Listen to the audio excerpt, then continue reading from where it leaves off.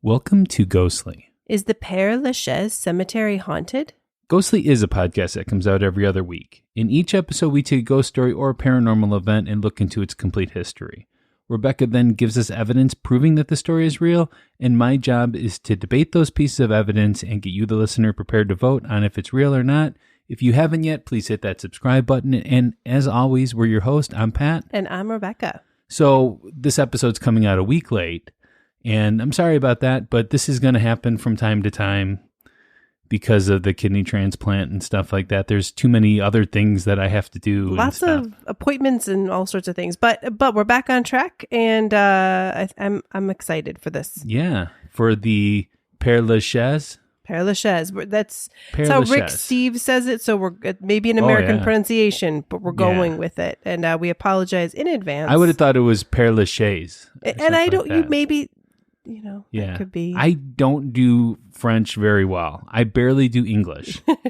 So I'm going to struggle through this one a little bit. But it is worth it because it's a really good story, I would say. Absolutely. Well, and we're continuing with our Paris theme a little bit here. Yes. We decided we're going to do a bunch of Paris episodes right now because the Olympics are going to Paris. Yeah. And so as we're all seeing this stuff on TV, we figure it might be nice to be like, ooh, there's spooky catacombs underneath. Or if you're watching, here. with a friend or something like that, you can just casually say, hey, have you ever heard of the Pere Lachaise Cemetery? There you go. Give them the spooky. So this one was actually, I found this fascinating because this is not in the heart of Paris. This is off to the side. Mm-hmm. Right. And it was actually commissioned, I want to say, or ordered by Napoleon in 1804. And it's huge. Yeah. Yeah. Well, we're going to get into it in a little bit. This is usually the time when we would do a shout out on Ghostly. There are two ways to get a shout out on Ghostly. You can give us a review on Apple Podcast. Free for everyone to do. We always prefer those 5-star reviews, but we will read any and all reviews that we receive. The second way is to become a member on Patreon. Just go to ghostlypodcast.com and click on Patreon in the menu bar. Everybody gets a shout out that joins Patreon. Absolutely. We have a lot of different tiers to choose from. Yeah. So, as little as a couple bucks to $10 and lots of fun extra things that you can get. We're excited to be doing Ghostly X again this month for our Patreon subscribers. You guys will be getting the information soon. Yeah. So ad-free episodes, bonus stuff. We have a bunch of Ghostly X out there. So there's probably like close to 40 episodes like on there, and some, dealing with things that are like not exactly ghostly, but ghostly adjacent. Absolutely. And interviews with some of your favorite ghostly guests. Absolutely. Do we have any listener mail? So we do not have any listener mail. So we'd love to hear from you if you've had something spooky happen to you or something that you thought was spooky and then turned out not to be. I'm sure Pat would love to hear that as well. And the listeners would. Even if you just heard something spooky that someone else went through and you want to give us, a little heads up about it, we can talk about that a little bit on here. Absolutely. So we would love to hear your stories. How can they share those with us? Yeah, it's easy. You can email us at info@ghostlypodcast.com, or if you would rather, you could just go to the contact us form on ghostlypodcast.com. And one of our favorite ways, of course, is to get ghost stories in the actual mail. We have a post office box set up. It's P.O. Box number 264, Geneva, Illinois, 60134. If you don't remember this, just go into the footer on Ghostly Podcast. Yeah. And you will see it. Or, if you're on social media, our DMs are open. Right. So any way you want to share. Absolutely. All right. So we do have some polls, though. Yes, we do. To go over. So our last episode, we always got to talk about the polls. We talked about the curse of the Wizard of Oz. Speaking of the last episode, I think I sounded a little squeaky in that episode. I felt like I did. I've mentioned it to like other people and no one else really noticed, but I felt squeaky. Okay. Maybe it was just the new kidney. It was squeaking. Yeah, it was squeaking. Or maybe it was because I was so freaked out by The Wizard of Oz. Maybe. Probably not. I want to know how many people went and watched The Wizard of Oz after listening to the episode. All right. So as far as, is it cursed? Yes, 44%. No, 56%. Oh, that puts me up slightly there. Yeah, not cursed. And the overall rating, because people can give, like ratings on how haunted they believe something is. It goes from 1 to 10, because we can't do 0 on that platform. And it's 3.0. So, yeah, kind of on the lower side. Yeah. Yeah. Yeah. All right. You could usually tell where what the polls are going to be just by looking at the overall rating, too. It's interesting. It is interesting. Yeah. All right. So I've got a ghost story for us. Okay. Now, this one, I'm going to admit, I did not write. What? Though I did modify it some. Okay. Okay. So I found a post on a site called Real Ghost Stories. That's the name of the website. Where I beg to differ, but anyways, no. Where someone recounted a ghostly story Ding, ding, ding. regarding Frédéric Chopin's grave at Père Lachaise. Père Lachaise. The author goes by Xander, and I have heavily edited it because it was kind of long, and I wanted to just kind of get more to the main part. Okay.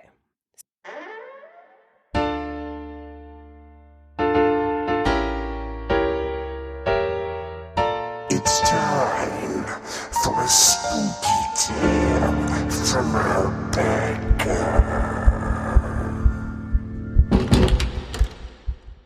So, and then this will be the first thing we talk about in the debate. So don't worry, you'll have an opportunity to respond to this as evidence. Okay.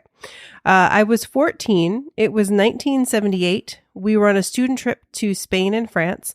I met a girl there whose name was Miki Miyagi. I think, yes.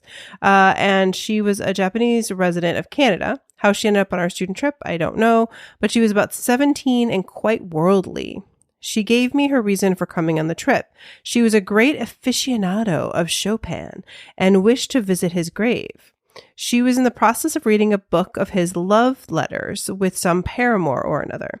I can't say it was anything had ever been interested in before, but I did appreciate the company of a much older and worldlier girl. And if I was 14 and I met some girl who was like older and could, like speak the language and like knew all about, I would have been smitten as well. All right.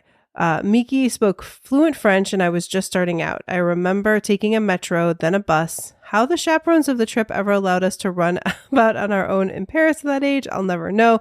It was totally normal, even into the 90s, I'm telling you.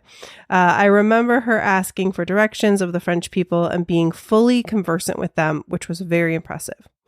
We made our way into the cemetery. I remember walking past a sentimentally festooned bust of someone who was a rock musician from the Doors, Miki told me. I'm ashamed to say that I hardly knew who Jim Morrison was, but there he was. After some more searching, Miki found Chopin's resting place. She had brought her camera and asked me to take her picture by the headstone. I was pleased to oblige. Just as I brought the camera up to the site with the lens, I saw a young man on the other side of the headstone with clothing of another age. Oh, I remember exclaiming, not sure what to say nor in what language. Were we in his way but as I removed the camera from my eye, he was no longer there. I remember that he had a bit of a wry smile. I said nothing at the time and proceeded to continue with the picture for Miki. Later that evening, I told Miki about what I had seen. Immediately, she took the book she had been reading and turned to the picture section. Did he look like this? To my amazement, there was a painting of the young man I had seen at the headstone in her book about Chopin. Now, to me, even to this day, and certainly at that time, if I am to think of that picture with the word classical composer, I see a wild, white-haired old man. And while I've since realized he was a pianist and not a conductor, I can assure you that my mental picture of him would have been no different. The image of the young man that I saw was not made up by me based on any expectation I could have had about what Chopin looked like. So that is the story of my day at Père Lachaise. Wow. Well, that's assuming that Jim Morrison's actually buried there, because there is controversy with that, right? Okay. Because a lot of Jim Morrison said it himself. He was going to come back as Mr. Mojo Rising. Yes. Well, we'll get into all of the. Oh, Mr. Mojo Rising too? No. Okay. I just mean like we'll get into Jim Morrison. I think we're both talking about him in our different sections. So, which if you like take the letters in Mr. Mojo Rising, you could spell Jim Morrison with them. Oh, I see. That's why he chose that name. I guess. See. All right, we're going to take a short break, and when we return, we'll get to the Pat Facts.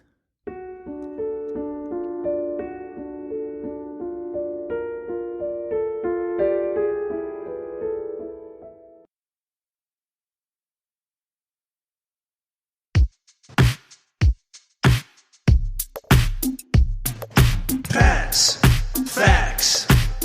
From a skeptic point of view. Pat's Facts. He presents it all to you. Pat's Facts. All right, we're back, and it's time for some Pat Facts. Pat Facts. So the cemetery of Pere Lachaise, is that what we're saying? Pere Lachaise, but it Pere could Lachaise. be Pere. But see, this one's got the little above the E, though. Yeah. So I don't know which is proper, but anyways, Pere Lachaise opened in 1804, as we've already said. It gets its name from the confessor, Louis the 14th, Pierre François de la Chaise. There you go. Who was also known as the Sun King. Oh, yes. I had no idea he was known as the Sun King. Yes. Louise lived in the Jesuit house that was rebuilt during 1682 on the site of the chapel. Okay. Now that actually, it comes into play a little bit with this. But that was the land that was established as a cemetery by Napoleon in 1804. So it was a house? It started off as a Jesuit house, yeah. Wow, okay. And then and they've built something on that actual site now, too, where it's like, that's where they keep the cremated remains, I believe. Oh, okay, yeah. Yeah. But interesting, though, this is one of Napoleon's first acts as an emperor, because he was proclaimed 3 days before announcing the cemetery. Huh. He's like, okay, my first thing is I'm going to kill a lot of people, so I need to build a cemetery. The plans for the cemetery were laid out by Alexander Theodore Brogniart. I don't know. Sure. That's as close as I'm going to get to that one. Sorry. Napoleon said, every citizen has the right to be buried regardless of race or religion. And that's the one thing I agree with Napoleon on. I agree that they do. Interesting, though, is that he wanted all different religions and all different races to be buried, side by side. But that didn't work out too well. They actually had to give different areas for like the Jewish people, for the Christians, for the Catholics, different areas in there for the Muslims. So after the closing of the Holy Innocent Cemetery on December 1st, 1780, and as the city graveyards of Paris started filling up, several new large cemeteries outside the precincts of the capital replaced them. We have Montmartre Cemetery in the north. She knows that. Pere Lachaise in the east, which you had said it was called. I think at the time, or it also is called l'Est, like the East Cemetery. East Cemetery, yeah. And Montparnasse, I don't know, Montparnasse Cemetery in the south. So near sorry. the middle of the city is Paisy Cemetery. Alexander Theodore Brogniart used English-style gardens as inspiration, designing the cemetery with uneven paths adorned with diverse trees and plants and lined with carved graves. Because this is not a visual medium, I just want everyone to know that when we're pronouncing the French names, we are gesturing with our hands as if that will help us to say these words better. I do that often when doing the Pat Facts. At the time of its opening, the cemetery was considered to be situated too far from the city and attracted very few funerals. Also, many Roman Catholics refused to have their graves in a place that had not been blessed by the church. Yeah, I also heard too, is like the rich people were like, psh, I'm not going out all that way. Well, things changed though. In 1804, so just to give you an idea, the Pere Lachaise contained only 13 graves. Wow, slow build. The next year, there were 44 burials, Okay. with 49 during 1806, 62 during 1807, and a whopping 833 during 1812. Ooh. I wonder what happened in 1812. Maybe there was a war. Maybe. Maybe it was called the War of 1812.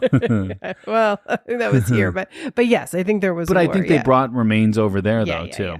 Yeah. Consequently, the administrators devised a marketing strategy. Who would have thought that a cemetery needs a marketing strategy? We need to get the bodies in the cemetery. Yeah. So to improve the cemetery's stature, in 1817, with great fanfare, mind you, they organized the transfer of the remains of Jean de la Fontaine and Molière, yeah. That one I know. To the new resting place. So they actually put famous people in there. They're That's like, how they did it. Ooh, and maybe they had a parade and like music and stuff. That's kind of creepy. Yeah. And they actually did remove the remains, unlike some of our stories. Yes. The strategy achieved its desired effect, and they did this a couple different times where they added new people in there that were, from other cemeteries. Okay.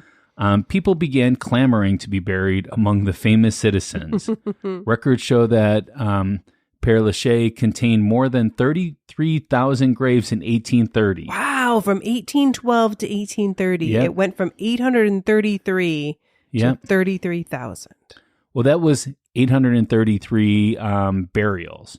So that means that each year you would add more into that. Sure. Oh, I know. But I just mean, the 33,000 is like the total. So it's up. But still. Yeah. Pere Lachaise was expanded 5 times in 1824, 1829, 1832, 1842, and 1850. At present, there are more than 1 million bodies buried there, and many more in the Calabrium, which holds the remains of those who had been requested as cremation. Yeah. I mean, what I had heard too is like there's definitely like a wide variety of estimates because they're just not even sure. Yeah, that's why it's 1 like million approximate. is like the high end of that, but I think it's probably true. And seeing pictures of it where there are graves, they're always on top of each other almost. There like there's ones where they've like fallen apart, and then they put other ones. They probably put it on top of one. Even the Jim Morrison one is pretty close to other graves and stuff. And I feel bad for anybody buried around him because that's like one of the most famous ones. Yeah. So to bring this back to the ghostly world, we did do an episode about the 27 Club, if you want to look back at that. Episode 22, I did look back to get the number. We should have done that at the 27th episode. We messed everything up. We did. Let's go back, restart everything over again. In that episode, we talked about Jim Morrison of The Doors. Well, he's buried there. We've kind of already said that. According to Find a Grave, they had to place a stone block above his sealed grave after many attempted to unearth the grave. I don't know why people would want to dig him up. Yeah, that's weird. Or they want to they want to make sure he's there. If you said the rumor is maybe he's not buried. Yeah, that is true. That is true. Also, they have security guards that patrol the area with dogs, as well as night lighting, and the graves have cameras over there. Souvenir hunters took everything that could be uprooted or torn free. Officials have perceived the grave as a nuisance and suggest that when the lease expires, I don't know when the lease expires, a new burial site will have to be found. I didn't realize the lease could expire. I thought once you bought the grave, that was kind of it. No, I know for sure here in the States, 99 years. They could bury someone over you in 99 years because they figure you don't have family members alive anymore. I guess that's true. Unless you do, and they pay to re-up it for another 99. I don't think you can in the U.S. Okay. I mean, maybe. I don't know. It depends on the cemetery, maybe. But also, I watched a video with someone walking around, and they said there was actually now fencing around it too because there's a lot of graffiti on it, and that they were also starting to graffiti other graves around it. Yeah, which it's pretty crappy. Yeah, and there's a bust of him there too, right? Yes, I think someone might have stolen it or tried to steal it. I don't remember, but yes, there was a bust there, and there's a tree nearby that people put their chewing gum on. And so I've seen that. So then they put like something over the tree to like protect it, and then people just put their stuff on. What does it matter with people? I mean, seriously, it's like you're in a cemetery. I mean, I don't think that, anybody's, like soul is there or anything like that. But I mean, still, it's have respect for the dead. Well, especially it's like you're not even doing it to the person who you're there to. It's just crazy. All right. Well, that is about all I have. I know you have some more, and you were telling me about it, and I'm very interested to hear more about that. Yes. So this came up because it was like, why is this haunted? I mean, obviously it's a cemetery, but the cemetery was two times the scene of fighting. Like there was actually battles in the cemetery that took place. Now, this wasn't like a vampire hunting thing like in the one cemetery we did, right? If you see videos, it does look like Highgate. Yeah, is that the one that we did in London? They're very similar looking, but no. But this is more hilly though, right? It's got like hills and stuff. Yeah, well, and it has an English garden in it too. It's weird. Does it? Wow. But just like all the big cemeteries we've seen and we've visited, there's like street signs and everything. Like it's really big. But yeah, so no, there were two times there was actually battles that took place. The first one was in 1814 during the Napoleonic Wars. So we're not talking like private citizens. We're talking about soldiers. Soldiers, at least this first one. When it was overrun by Russians in the Battle of Paris. Why would they overrun the cemetery? I don't know. They were trying to take land, I guess. Okay. I didn't look that deep into it. I'm going to be honest. And then a second time was in May of 1871 during like a fight that was called the Paris Commune. Okay. So I'm guessing maybe communists were starting to rise up. When 147 communards were slaughtered there. So I had heard about this in a couple of videos. Basically, someone said like these 147 did eventually give up, but then they were killed anyways. Oh, great! But the cemetery's Mur des Fédérés, Communards Wall, in which bullet holes can still be traced, marks the site of that massacre. Wow.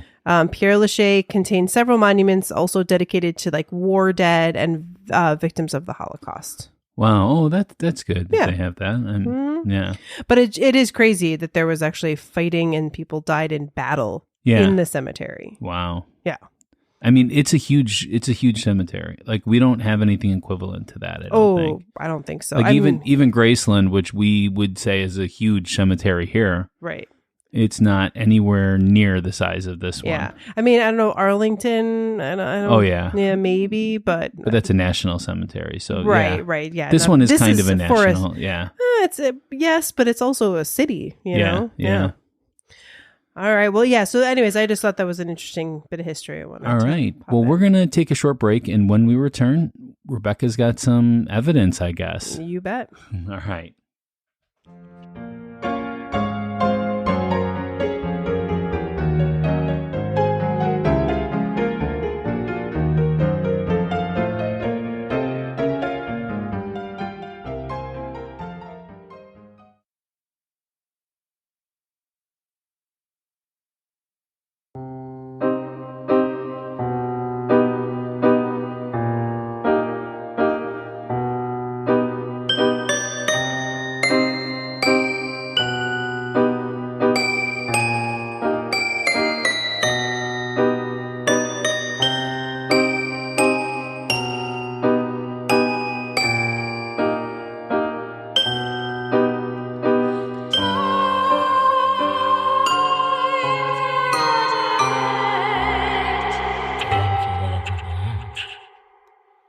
All right, it's time for a debate.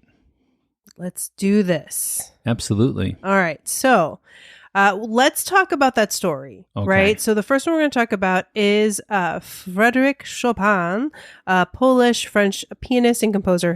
My brother is a pianist, and Chopin, of course, is like, like he was just an amazing player, and then he also wrote music. Yeah. He loved both of his countries very much.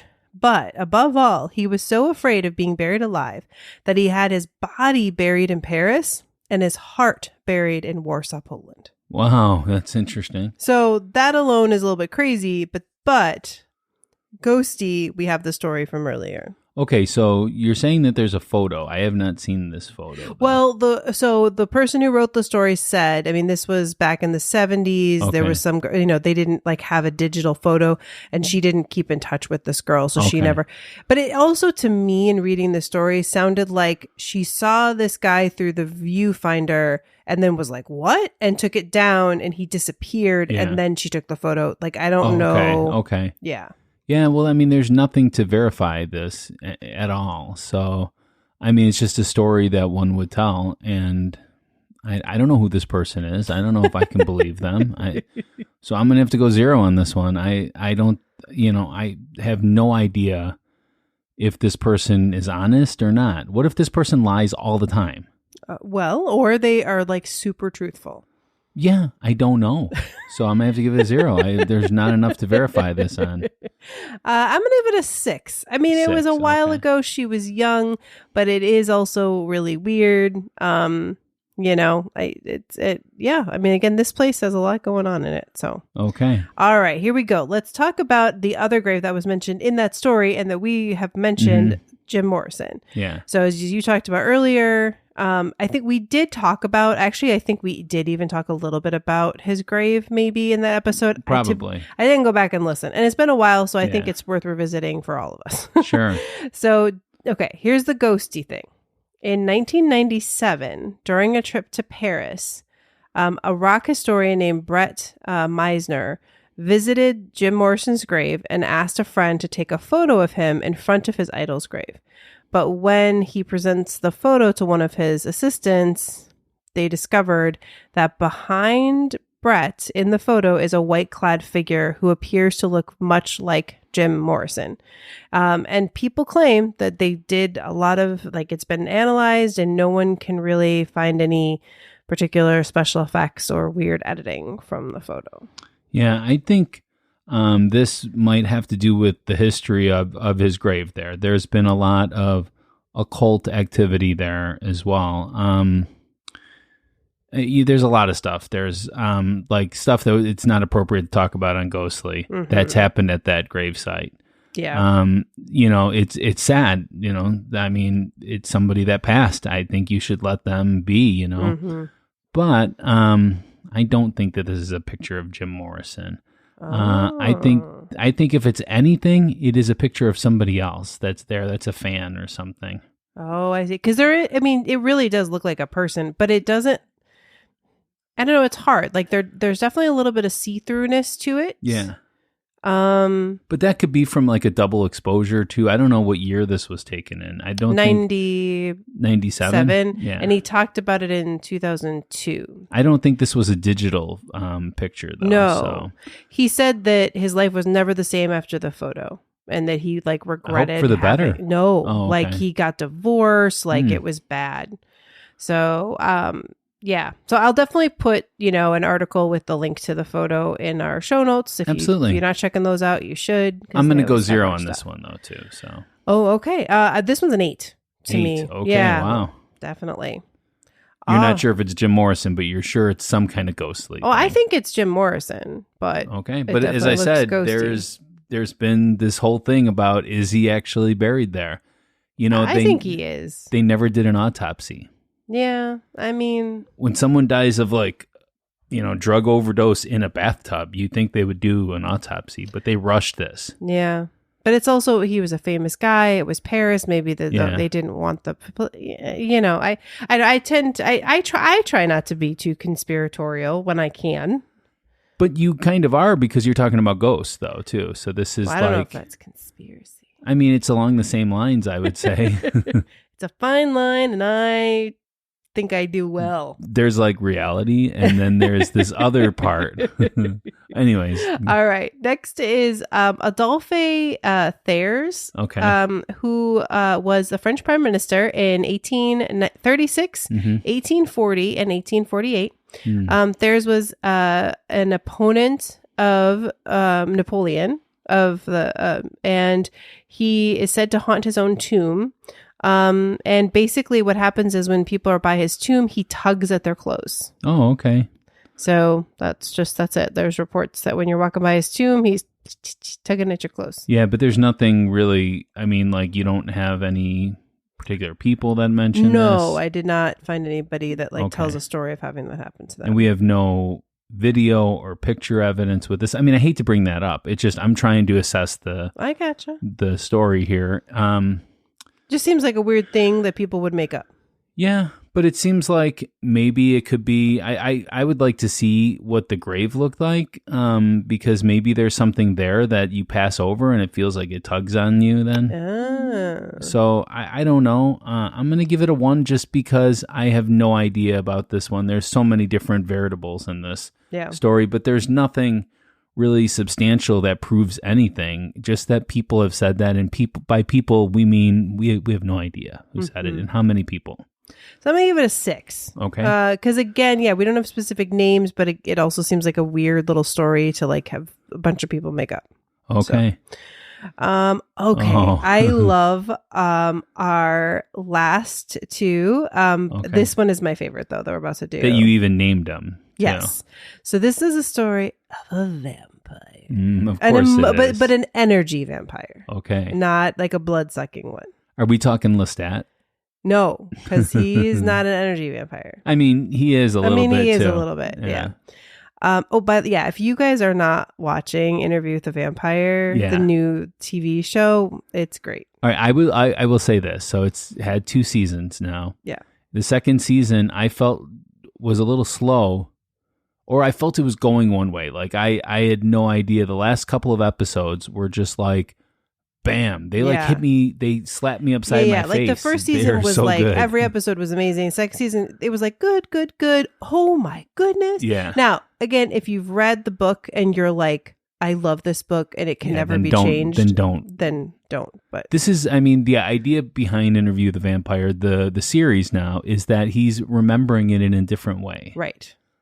You know, or telling more of the complete real story. Yeah, I mean, this was like almost 50 years after the interview took place that was in the movie and in the book. Right. And he remembers that he misspoke, or maybe purposely. I don't know. Yeah. Anyway, sorry to take us on a tangent, but it's French and it's really good. And this one takes place in Paris. So this second season. So Patty.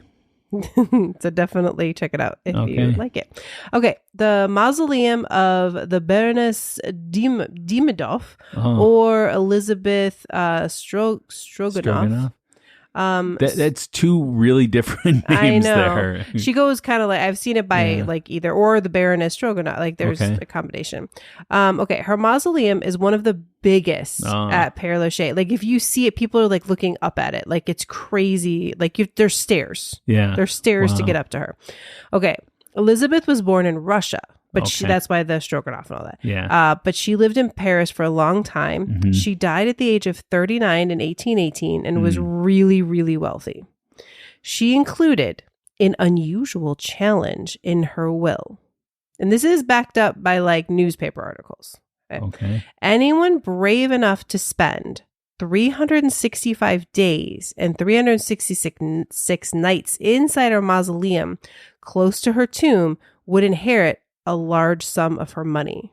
Okay. Is there still this money there? Well, people still send letters asking to be allowed. So some people think there is. My guess is by now it's been, just confiscated by the government or her family or somebody. Because I would do this if I was able to have some kind of bed. I don't want to sleep on the ground for a year and a day. So I don't think there's not, I did not hear about a bed, but here were like some of the things. So a servant would bring meals every day, but you weren't allowed to talk to her. Okay. You could have books and like newspapers and stuff. Oh, perfect. To like read. You can also take a 1-hour walk around the cemetery, like outside every day, great. but only when it's closed. So that there's no like other people around. One person made it 3 weeks. Wow. There's like 3 documented times of people trying it, but like others claim there's been more. Basically, like Paris had to hire another clerk to handle like all of the inquiries because there were so many people that wanted to do this. Oh, supposedly there's also mirrors all around when you're in there. So like to make it creepier. But people claim that they feel like their energy like was like drained away and they heard unearthly sound. Yeah, because you're not sleeping on a bed or anything like that. You're sleeping on the ground. In a cemetery. You can't take a shower or anything like that. Yeah. It's crazy. And even now, like people that just go by it feel like weak. They feel like their energy is drained by this. Oh, and this I saw no proof of. But supposedly, like she hasn't really decomposed. Wow. Yeah. And she has like a glass coffin. So like you see her when you're in there. So I even saw a picture of a letter from 1893 from someone from Monmouth, Illinois. Oh, wow. Asking for permission Nice. to be able to do it. So yeah, they still get letters, but now again they don't, like it's not a thing. Like you can't go in and sleep in there. But the other reason people claim she's a vampire, one, energy vampire, right? They felt weak, they felt tired. There are wolves, like stone, sculpture wolves all around her grave, which supposedly protect vampires. Also, she died August 1818, and there's 8 all over, which again supposedly is a very vampire number. Okay. I had not heard that before. That's my favorite number, so I don't know. Oh, maybe you're a vampire. Maybe. All right. So what do you think? Is she a vampire? I already said, what I think it is. You're weak because you're sleeping on the ground, so you're not sleeping well. You're in the cemetery. Can you bring like blankets with and stuff like that? I mean, I would think maybe. Yeah, and you can't shower or anything. I don't know how much money it is. It would have to be a substantial amount of money for me not to shower for a year. I mean, I could definitely go without shaving for a year. But showering, that would be difficult. Yeah, I'm going to say it was mostly men. Yeah. That applied for this. Yeah, I would do it, but as I said, what's the amount of money they would need to be? Oh, it would need to be like 20 million, I'm thinking. Because, I mean, especially right now, I would be in no shape to be able to sleep on the ground for even one night, let alone if you were a young 366 man, night. Yeah. Yeah, no, I think it'd have to be more than that. But, so do you think she's the energy sucking vampire? What's your score? Why do we keep saying energy sucking when we talk about this? No, I do not think she's a vampire. Okay. So 0? Zero on this one, yeah. Okay. I think it's just because of the location that you're in. Yeah, that it drains your energy. I'm going to give it a 7 because it's super interesting. I mean, it is interesting. I mean, especially at the time when it was just first happening and there was all this money and people were trying it. I mean, you would think somebody would make it longer than 3 weeks if there really wasn't maybe not a year, but somebody would have made it longer than that if there was nothing going on. 3 weeks of no sleep, that would be like maddening. I don't know. Maybe why couldn't they sleep? Because they're on the ground. Okay. All right. Let's go to the last one here. So this is Victor Noir. Mm-hmm. If you I don't know why anyone would be listening to this with small children, but for some reason, if you've got kids, it's not bad. We're not going to say anything bad. But just putting it out there, little caution-y of this one, okay? So this one is more superstition than a ghost story. Because I'm very superstitious. Absolutely, right? Okay, so Victor Noir was a French journalist who was made famous because of the way he died. He was murdered by Napoleon's great-nephew, and again, I didn't get into all of the things, but basically that started a chain of events that would lead to the end of Napoleon. Wow. Napoleon's nephew. Napoleon's nephew killed this guy, and that eventually led to Napoleon. No, the actual Napoleon. End of his reign. Okay. Originally, he was buried at a local cemetery, but due to basically the whole public was like, what? He led to the downfall of Napoleon. They exhumed his body and they transferred it to Pere Lachaise, and he was given a really grand tomb with the sculpture to mark his prominence. So it was someone made this. Okay. Now, when the move occurred, supposedly a witness claimed to see Noir's brother Louis removing his skull, and legends claim that the skull occasionally spoke to Louis. And when his brother died, the skull was reportedly reburied with the rest of his body. Okay. Again, that's a little side thing. Okay. Okay. But in life, Victor was a playboy. I'm guessing that might have been one of the reasons that this nephew offed him. I don't know. Yeah. And even though he's been dead a while, that doesn't seem to keep the ladies away. So the woman sculpted his statue. And she made sure that his crotch area displayed an obvious state. Oh, okay. Not blatant. Yes. But there. At attention, maybe. I mean, yeah, like under clothes. Yeah. Okay, no one's seen anything. Sure. But, and basically, if any of you have ever been to see Lincoln's statue down in Springfield or some other place, like bronze, right, where you rub something and it gets worn, that particular area is a popular one to rub, because if you do that, it will guarantee you a pregnancy, basically.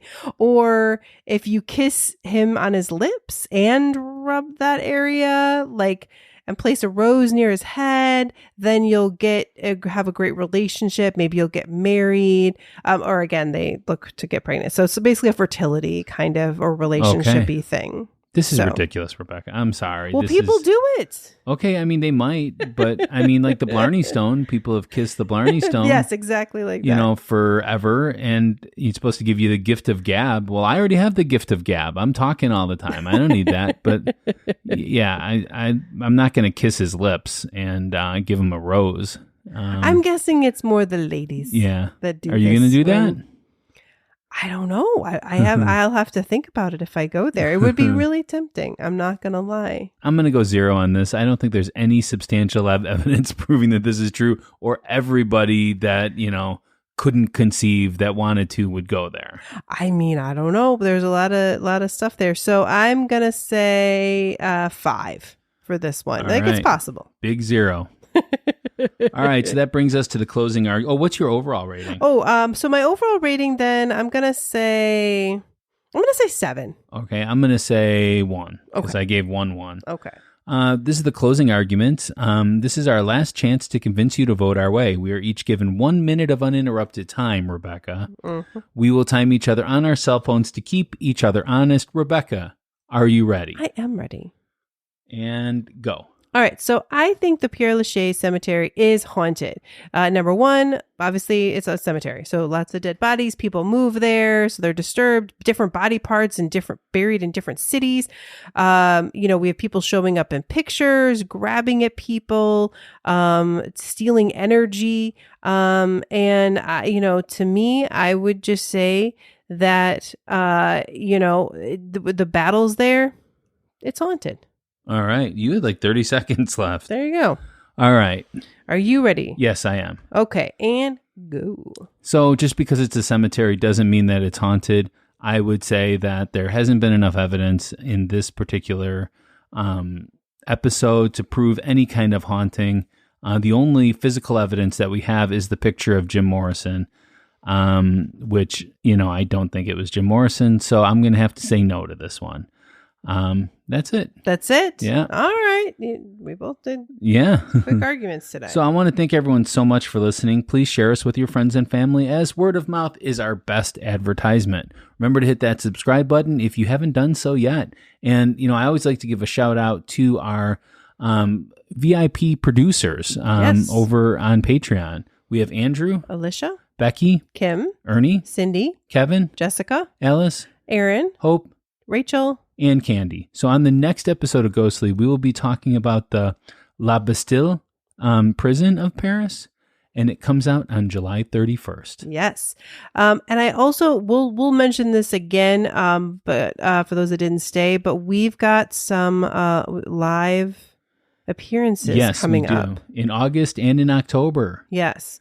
So if you've always wanted to see Ghostly live, this is your opportunity. Yeah. And they're going to be really good shows too. Absolutely. So we'll get some more details out there for you, but keep that in mind. Absolutely. But until then, stay ghostly. Bye.